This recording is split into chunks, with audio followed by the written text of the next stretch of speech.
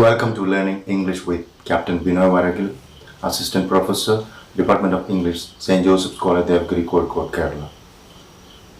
Today we discuss one of the poems from the course Ways with Words A02, the English course prescribed for the first semester UG students of the colleges of University of Calicut.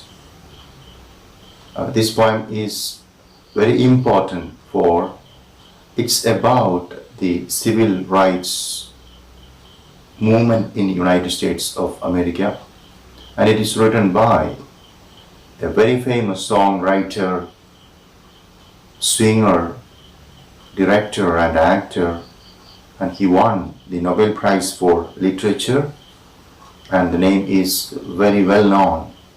The poet who wrote this poem or song is Bob Dylan.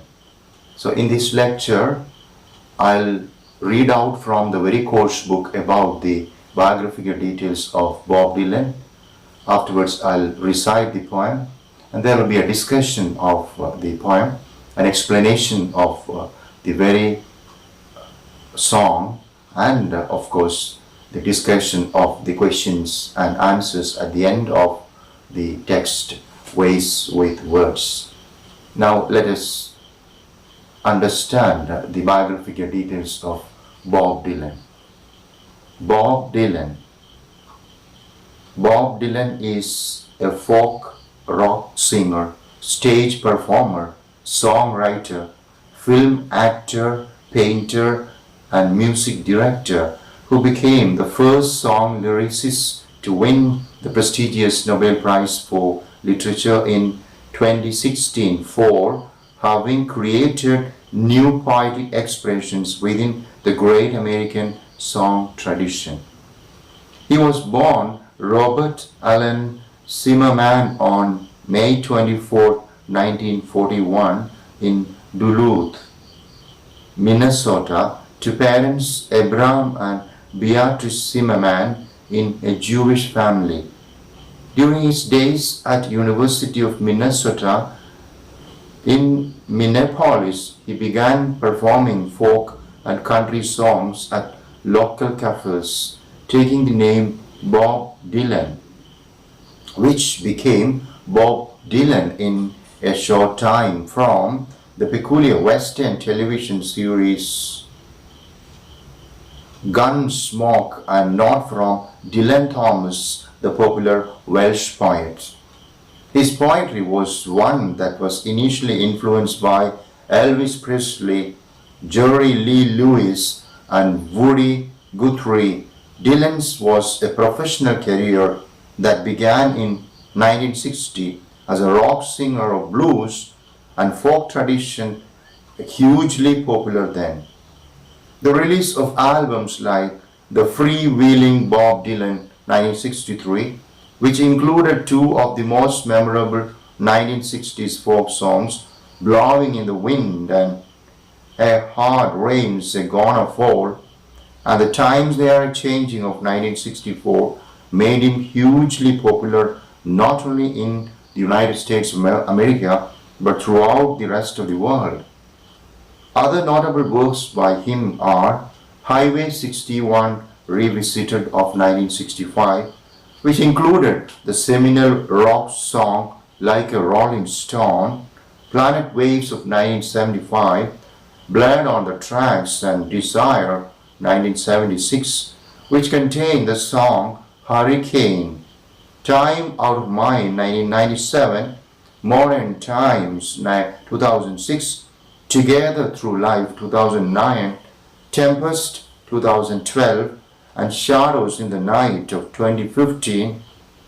In addition to winning the Nobel, Dylan also won Grammy, Academy, Golden Globe Awards, and the prestigious Presidential Medal for Freedom in 2012. The scope of literature has been redefined during the contemporary period as the boundaries of genres such as poetry and song lyrics, fiction and non-fiction, and aesthetic and popular were erased. Literature, in other words, is the evolution of new forms and genres. Bob Dylan redefined poetry by making it more lyrical and contemporary as the Greek classical poets and the British romantic writers did. Through him, one's idea of literature changed, when often ignored and overlooked form of songs was given aesthetic respectability. Bob Dylan's lyrics are so literary that he is often compared to great poets like Shakespeare, Blake, Rimbaud, and Whitman. The general theme of Dylan's poetry is what happens around us at present, rather than the eternal philosophical musings. Accordingly, he celebrated the rhythms of the popular American counterculture movement. His songs were basically those of protest, written for the ordinary people, white and black, expressing dissent of racism, bourgeoisie ways of life, negation of civil rights to all, and warmongering. In 2008, the Pulitzer Prize jury awarded him a special citation for his profound impact on popular music and American culture, marked by lyrical compositions of extraordinary poetic power. The Times They Are Changing is a legendary song that came out in 1963. According to Dylan, this was definitely a song with a purpose. I wanted to write a big song, some kind of a theme song with short, concise verse that piled up on each other in a hypnotic way. The civil rights movement and the folk music movement were pretty close and allied together at the time. During the hippie movement, the civil rights movement, Dylan gave a call to people to stand united against all forms of injustice, the crisis of poverty and discrimination, and the violation of human freedom. For the times they are changing, which is echoed throughout this whole song, is an optimistic assurance to those people who stand up for their freedom and for civil rights that though they constitute the minority now, but soon they will be the ones ruling and making change. In short, it's an anthem for the oppressed, downtrodden young people and a warning to the oppressors and abusers that they will be victims of their own actions. Now we will recite the poem, The Times They Are Changing. Please listen. The times they are changing. Come gather round people wherever you roam and admit that the waters around you have grown and accept it that soon you will be drenched to the bone. If your time to you is worth saving, then you better start swimming or you will sink like a stone, for the times they are changing. Come writers and critics who prophesize with your pen and keep your eyes wide. The chance won't come again, and don't speak too soon, for the wheel's still in spin, and there is no telling who that is naming, for the loser now will be later to win, for the times they are changing. Come senators and congressmen, please heed the call. Don't stand in the doorway, don't block up the hall, for he that gets hurt will be he who has told. There's a battle outside and it is raging. It will soon shake your windows and rattle your walls, for the times they are changing. Come mothers and fathers throughout the land, don't criticize what you can't understand. Your sons and your daughters are beyond your command. Your old road is rapidly aging. Please get out of the new one if you can't lend your hand, for the times they are changing. The line it is drawn, the curse it's cast, the slow one now will later be fast, as the present now will later be past. The older is rapidly fading, and the first one now will later be last, for the times they are a-changin. So this is the wonderful song by Bob Dylan. It's in fact here, I was just reading it, but this is a song, and we have the song version of The Times They Are Changing in YouTube. We have the beautiful song sung by Bob Dylan himself with a lot of instruments, wonderful music.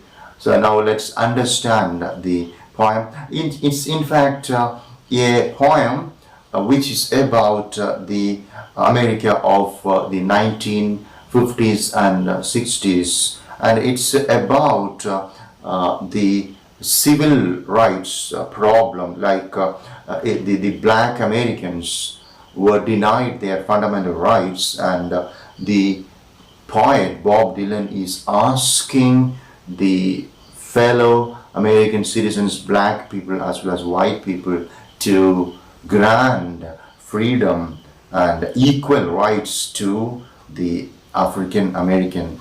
And the poem is part of the American civil rights movement of the 1950s and 60s, and it's in fact a poem with a purpose. Bob Dylan has written it with a purpose. He wanted his contemporary men to unite and protest against the injustice in the society, and he wrote it with a purpose. And now it's in fact a warning to the oppressors, like the white people, the powercracy. White people are suppressing, oppressing, and just causing a lot of trouble for the ordinary African Americans, and their fundamental rights are denied. And Bob Dylan is warning those people who exploit the African Americans, and just tells them, be very careful. The times they are changing. Times are changing. Okay, we people are gathering, and ours is a big force. We are just going to fight against you, and be very careful. Don't deny us our rights, our fundamental rights. Okay, so this is in fact an anthem to the oppressed people. So that is something as an introduction about the poem. The times they are a-changing. Okay, so the beginning of the poem: come gather round people wherever you roam. So the poet is asking the fellow American citizens to gather, come gather around people where you roam. So the Americans, the African Americans, they are not organized, they are not united, and the poet Bob Dylan is asking them to gather around, unite. Okay, so come gather around people wherever you roam, and admit that the waters around you have grown, and accept it that soon you will be drenched to the bone. If your time to you is worth saving, then you better start swimming, or you will sink like a stone, for the times they are a-changing. So here in the first stanza we have a wonderful simile, a figure of speech. Then you better start swimming. So now the times are changing, and the reference is to some kind of a tsunami, right? See, the waters are rising, there is going to be a flooding. So the reference is to, of course, the rising consequences of injustice and inequality and corruption and exploitation. So now, if we do not swim against this, we will be in trouble. We will drown in this whirlpool of injustice. So let us gather, let us fight against, let us unite against. Otherwise, we will just sink like a stone, for the times they are changing. So this is a warning to the oppressors as well as the oppressed, right? He's asking the oppressors to be very careful, and he's asking the oppressed people to just save themselves. So come gather around people wherever you roam and admit that the waters around you have grown, and accept it that soon you'll be drenched to the bone. Okay, so you oppressors, you have to change. Otherwise, you are going to be in trouble. You'll be drenched to the bone. You will be completely wet. If your time to you is worth saving, okay, then you better start swimming. So you people, you oppressors, right, you are going to be in trouble. So if you want to save your life, if you want to save your time, change this attitude. Stop this injustice, okay? Or you will sink like a stone. Otherwise, if you don't change your attitude, if you don't grant us equal rights, if you still continue to deny us our fundamental rights, you will be sinking into the whirlpools of protest, and you will be in trouble. Okay, the time is changing. We the people, the oppressed people, we the people, the marginalized people, we the African Americans are united, and we are protesting. One day, very soon, we shall have equal rights, and you are going to be in trouble. Be very careful, right? Now the poet is just coming to he's exhorting his contemporary writers, critics, and people who are powerful, like who can just influence the people. Like, come writers and critics who prophesize with your pen and keep your eyes wide. Okay, you writers and critics, please join us. Look at what's happening in United States of America. Look at the condition of the poor African Americans. So writers and critics, you prophesize with your pen. You write a lot, and you're just writing for social reformation. You're just writing for equality, and you just want freedom of the oppressed people. So keep your eyes wide open. Be vigilant, and the chance won't come again, and don't speak too soon, for the wheel's still in spin. So here we have the wheel, that is of course the conventional image of time. The wheel of time moves constantly. We have days and days and weeks and months and years and centuries, right? So please don't waste your time. Don't waste time doing futile things. Don't speak too soon, for the wheel's still in spin. There is no telling who that it's naming, for the loser now will be later to win, for the times there. Now the African Americans, the black people, the colored people, they are the losers. Maybe you consider them the losers because they are denied justice, they are denied equality, they are denied fundamental rights. But very soon they will be the winners. They are going to be the winners. Okay, so be very careful. Keep your eyes wide open, and ensure that you are just writing for the marginalized people, the oppressed people. Okay, so there will be change. There is going to be change, and we have decided to ensure change. Now the poet is warning the powerful people, the people representing the state, United States of America, and he is just warning the members of the US House of Representatives. Come senators and congressmen, please listen to the call. Please listen to the warning. Don't stand in the doorway. You are standing on the doorway. You are standing in the doorway. You are preventing us from living. You are preventing us from development. You are denying us justice. You are denying us equality. Don't stand in the doorway. Don't block up the hole.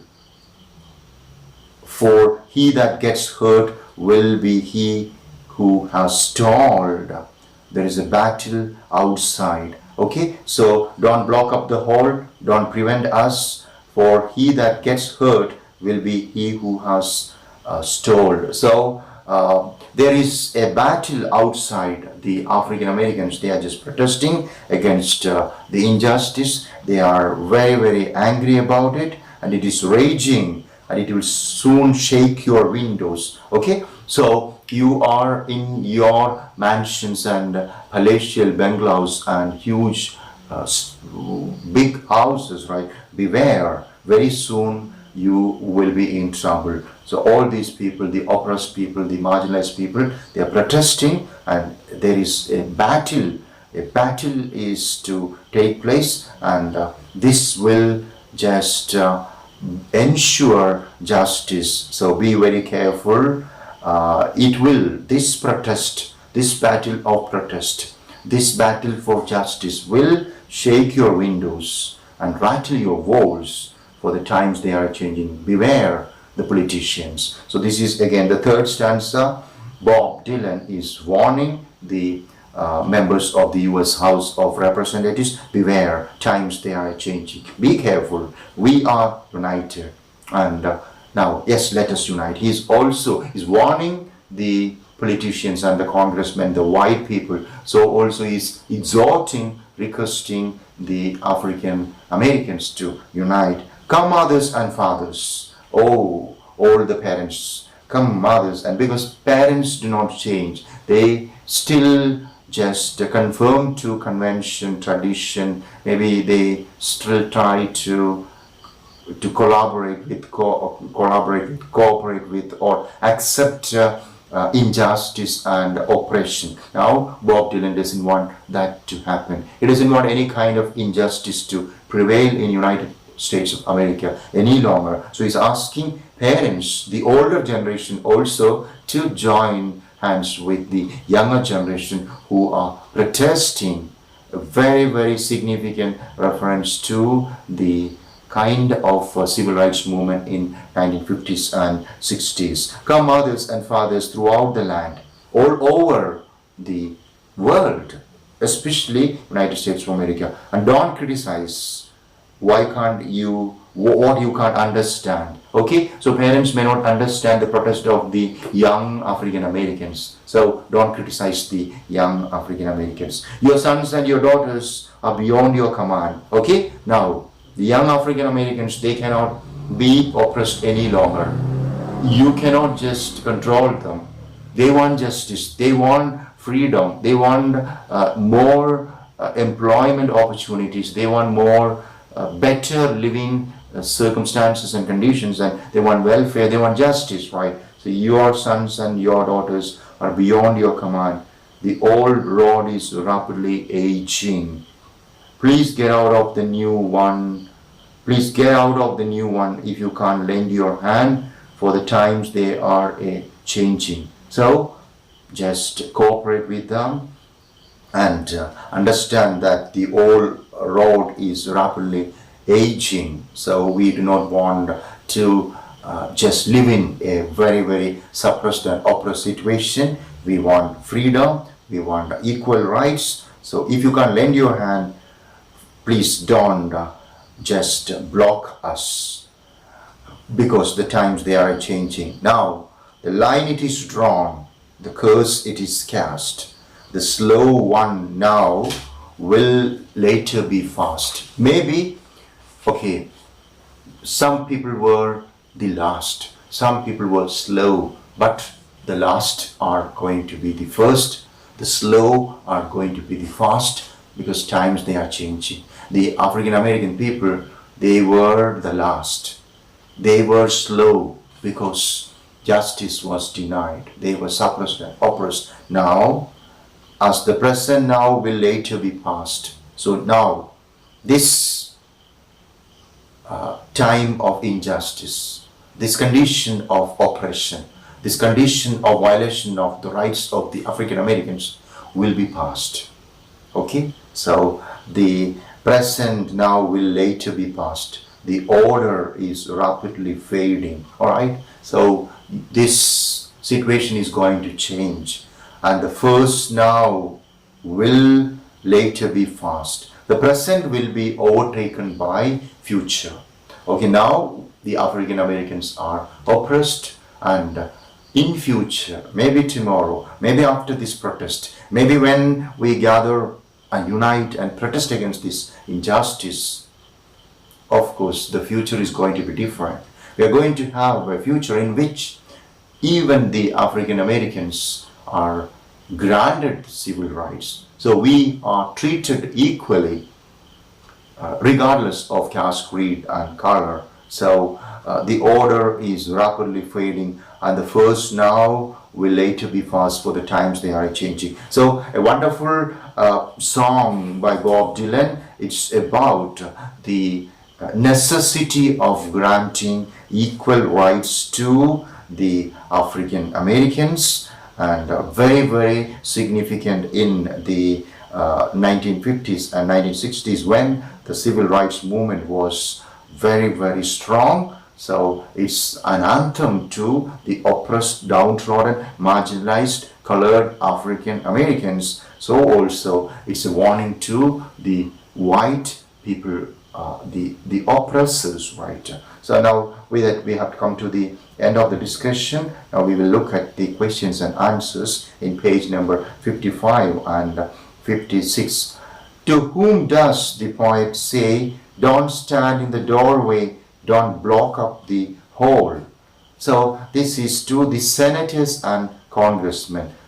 Bob Dylan is asking the senators and congressmen, the US members of the House of Representatives, not to stand in the doorway, not to block up the hall. What is the figure of speech found in line, "Or you will sing like a stone"?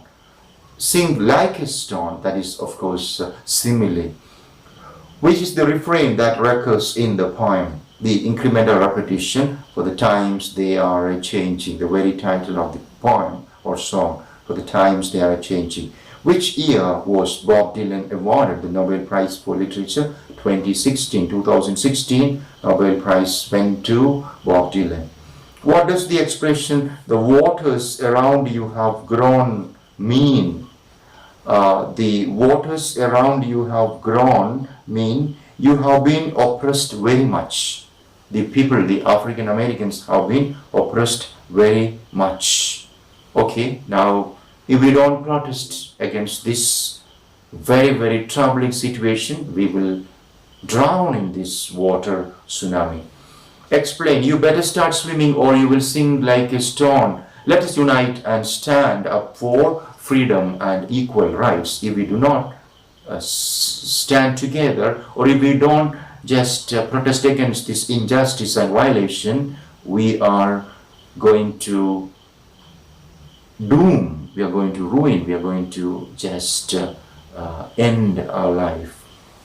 What does the poet ask the writers and critics? The poet is asking the writers and critics to keep their eyes wide. They are going to witness. So poets and critics, beware of the rising wave of protest of the young blood, the younger generation. What is the battle implied in? There is a battle outside and it is raging. The battle implied is a battle for the freedom and civil rights of the African Americans. What does the line, "The first one now will later be fast" imply? The first one now will later be last refers to or implies the present will be overtaken by the future. The present will change. The condition, the oppressed, exploited, marginalized, suppressed condition of the African Americans will change. They are going to be independent soon. They are going to get equal rights very soon. There will not be any more discrimination on the basis of color, black and white. Explain. Your old road is rapidly aging.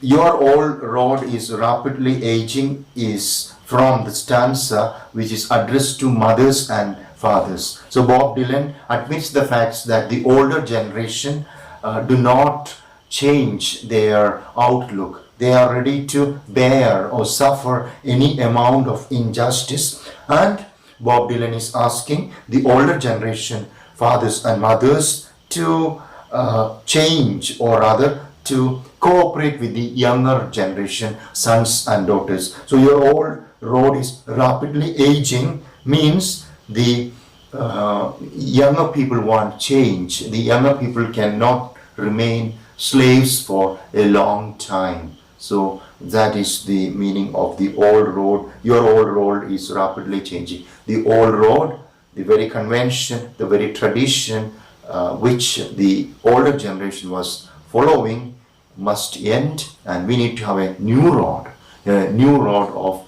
justice, equality, and well-being.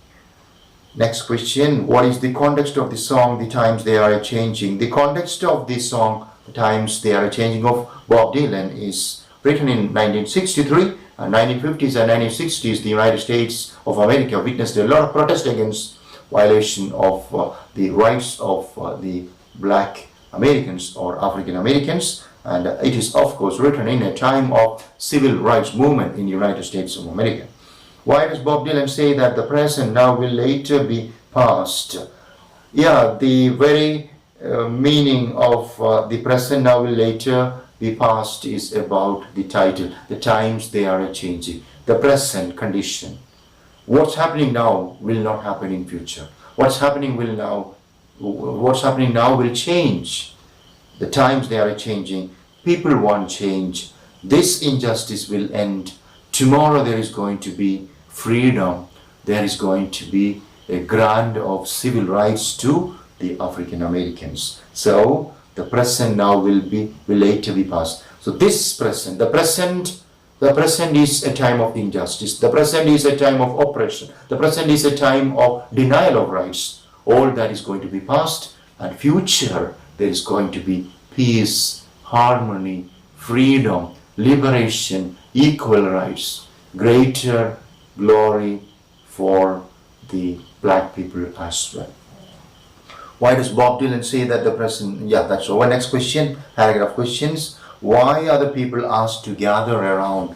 Bob Dylan is asking people to gather around to protest against the injustice that is impinged on the African Americans, right? So it is a call for the young generation and the older generation to unite for the civil rights. They are denied their fundamental rights, so if they must gather. Unless and until we unite and protest, we just fight against this injustice, there is not going to be any liberation or granting of the civil rights. So let us just gather around, let us unite, like Langston Hughes, who says, let's break this wall of injustice. Let us just shatter and batter the discrimination, the very evils of discrimination. Comment on Bob Dylan's use of language. As we know, Bob Dylan is not just a poet, he is a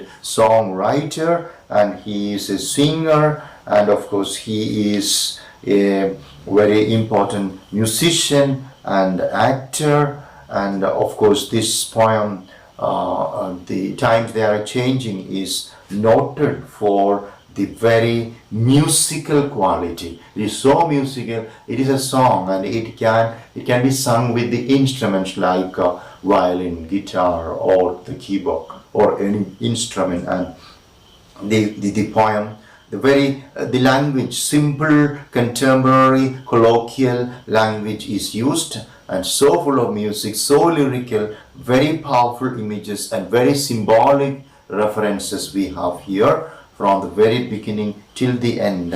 So musical because the poet is using very small lines, and the very beat of the poem, the very rhythm is so musical that everybody can join. This is something like an anthem, a wonderful song with a peculiar music in which you can just join, you can just sing. There is someone who is singing, and the followers, the listeners, can also sing along with that. It has a hypnotic kind of impact on the listeners. So beautiful use, and it's because of such great language and poetic quality and musical lyrical quality that Bob Dylan is accepted all over the world. His songs are accepted all over the world, and we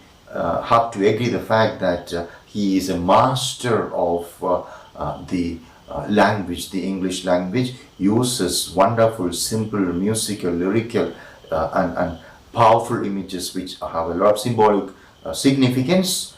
Now, generational conflict, times they are changing. This poem is about the older generation and the new generation. The older generation, that is the African American older generation, as well as the white older generation. New generation, similarly, the new generation of African Americans and the new generation of the white Americans, right? So maybe if the white people of the older generation were rather selfish and diabolic and exploit with the attitude of oppressing, maybe if they were oppressors, the young white people have to change that. Similarly, if the older African American, the black people, just confirmed to, agreed with, cooperated with the diabolic, evil, injustice that just prevailed in the society, the younger generation, the African Americans of the younger generation, the young African Americans, they have to change. And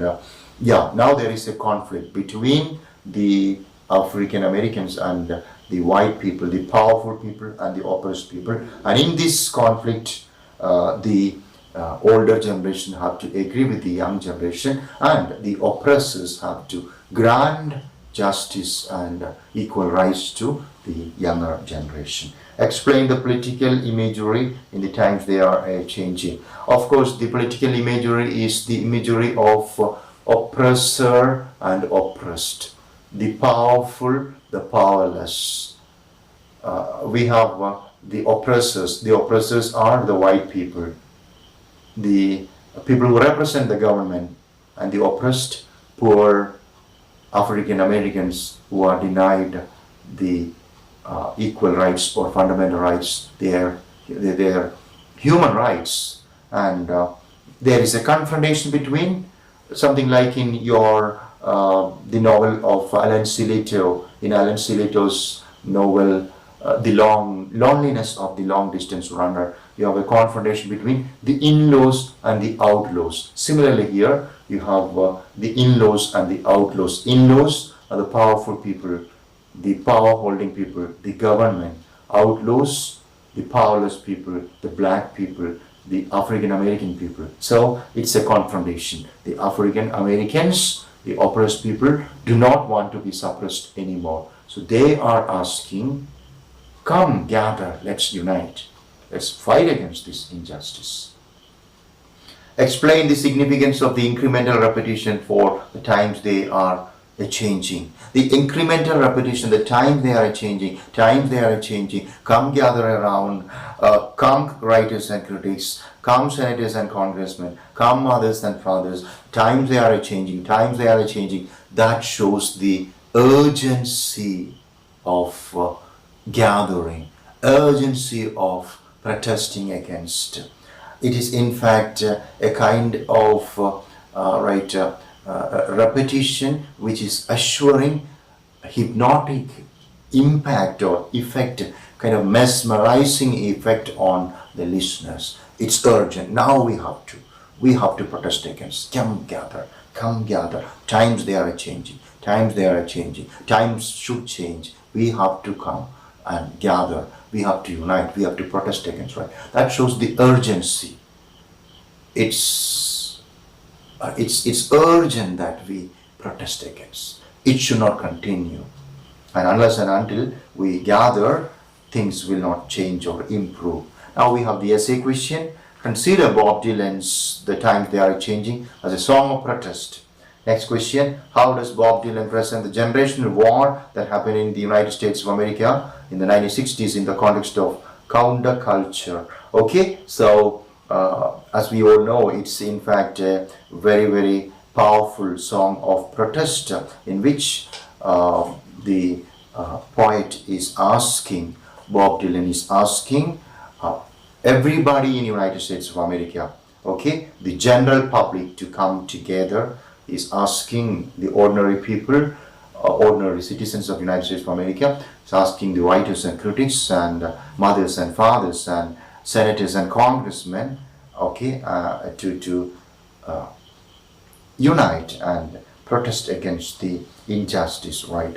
So it is of course about the generational war, like older people, older generation, they maybe they are ready to just live in any situation, any problematic situation. Maybe they can bear any kind of injustice, but younger generation, no. Younger generation believe in human rights, okay? It doesn't matter whether you are black or white, you are a human being. It doesn't matter whether you are an African or an American, you are a human being, okay? So there must not be any discrimination on the basis of color. So it should end. All kind of injustice should end. Everybody has an equal right. So the rights of everybody should be granted. So it's a wonderful poem of protest. It's a poem about the generational gap between the older people and the new generation. And because of the different perspective of the new generation, they are protesting against the injustice. And Bob Dylan is a very, very strong spokesperson of the American civil rights movement. And this poem, The Times They Are Changing, was sung by most of the Americans in the 1960s and 50s and 60s. 60s, right, it's written in 1963, 60s and thereafter, even today. And now it has a lot of significance, and this is asking us to go for a change, right? So with this, we come to the end of the discussion of the wonderful song by Bob Dylan, Times They Are Changing. Thanks a lot for listening. May God bless you.